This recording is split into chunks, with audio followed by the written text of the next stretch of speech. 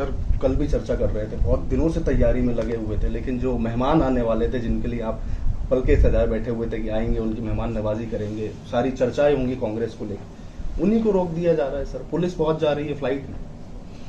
देखिए, एक तरफ भारतीय जनता पार्टी जो केंद्र सरकार है वो राज्य में हमको डिस्टर्ब कर रही है कि हम ठीक से आयोजन न कर पाए।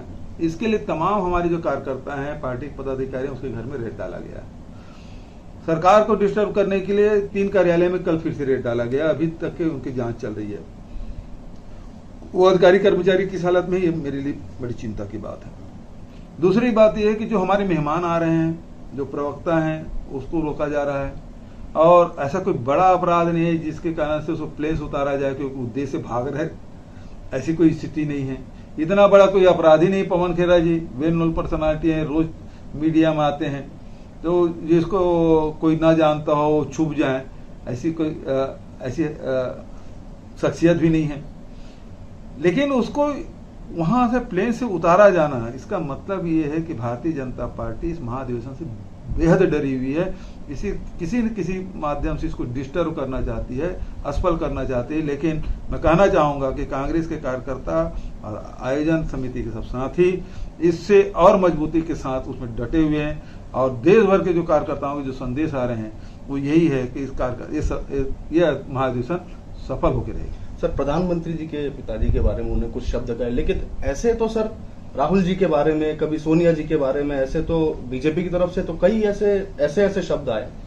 ये इतना बड़ा अपराध तो नहीं है कि आप प्लेन से उतार लें। और जहां तक कि भारतीय जनता पार्टी के लोग शुरुआत तो इन्होंने की, सोनिया जी के बारे में पता नहीं क्या क्या कहा, और राहुल जी के बारे में क्या क्या नहीं कहा, हमारे पूर्व प्रधानमंत्री मनमोहन सिंह जी के बारे में क्या क्या नहीं कहा। भारतीय जनता पार्टी की यहाँ स्थानीय के लोग, स्थानीय जो इनके पूर्व मुख्यमंत्री रमन सिंह, मुझे तो कुत्ता, बिल्ली, चूहा, पता नहीं क्या क्या बोले हैं, राक्षस बोला, लेकिन हमने तो कोई कार्रवाई नहीं की। और शुरुआत तो भारतीय जनता पार्टी की तरफ से हुई। यदि ये मर्यादा खुद नहीं लांघते, प्रधानमंत्री जी ने क्या कहा, कि अमित शाह जी ने क्या क्या, उनके राष्ट्रीय नेताओं ने क्या कहा, सारे लोगों ने हमारे राष्ट्रीय नेताओं के खिलाफ में ऐसे सदन के भीतर और सदन के बाहर भी इन लोगों ने बात कही है। ये इतना बड़ा अपराध तो नहीं है कि आप प्लेन से उतार लें। और जहां तक कि भारतीय जनता पार्टी के लोग शुरुआत तो इन्होंने की, सोनिया जी के बारे में पता नहीं क्या क्या कहा, और राहुल जी के बारे में क्या क्या नहीं कहा, हमारे पूर्व प्रधानमंत्री मनमोहन सिंह जी के बारे में क्या क्या नहीं कहा। भारतीय जनता पार्टी की यहाँ स्थानीय के लोग, स्थानीय जो इनके पूर्व मुख्यमंत्री रमन सिंह, मुझे तो कुत्ता, बिल्ली, चूहा, पता नहीं क्या क्या बोले हैं, राक्षस बोला, लेकिन हमने तो कोई कार्रवाई नहीं की। और शुरुआत तो भारतीय जनता पार्टी की तरफ से हुई।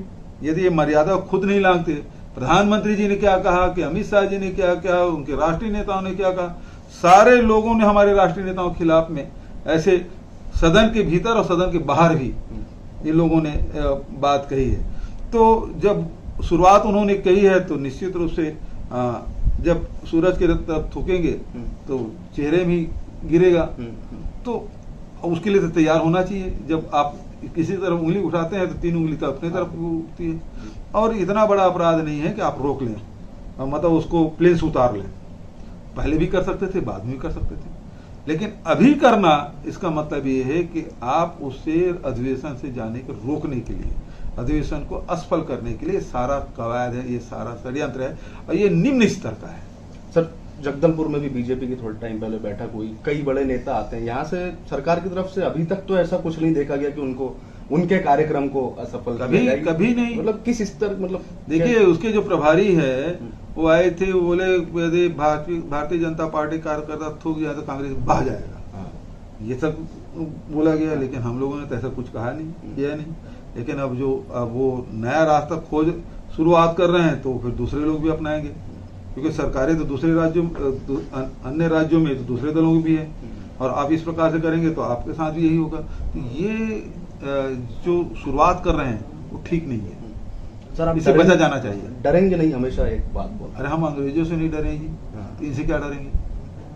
हमारे पूर्वज अंग्रेजों लड़े, उसके जेल गए, गोलियां खाई, लाठी पीठ में झेला है, तो उसके बाद आजादी दिलाई है। इनके जो अंग्रेजों को मानने वाले से डरने वाले नहीं हैं। नमस्कार, मैं हूं मानक गुप्ता। अगर आपको हमारा ये वीडियो पसंद आया हो तो इसे लाइक और शेयर जरूर करें, और हां, हमें सब्सक्राइब और फॉलो करना ना भूलें ताकि आप देश और दुनिया की कोई खबर मिस ना करें। तो जुड़े रहिए हमारे साथ और देखते रहिए News 24।